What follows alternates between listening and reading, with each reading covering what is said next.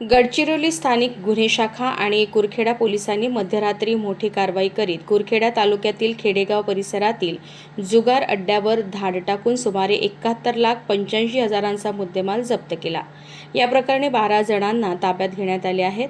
कुरखेडा येथील एजाज शेख उर्फ कात्या हा खेडेगाव परिसरात जुगार अड्डा चालवित असल्याची माहिती मिळाल्यानंतर स्थानिक गुन्हे शाखेचे सहाय्यक पोलीस निरीक्षक भगतसिंह दुल्हत आणि कुरखेड्याचे पोलीस निरीक्षक महेंद्र वाघ यांच्या नेतृत्वात पोलिसांनी मंगळवारच्या मध्यरात्री 1 वाजताच्या सुमारास जुगार अड्ड्यावर धाड टाकली।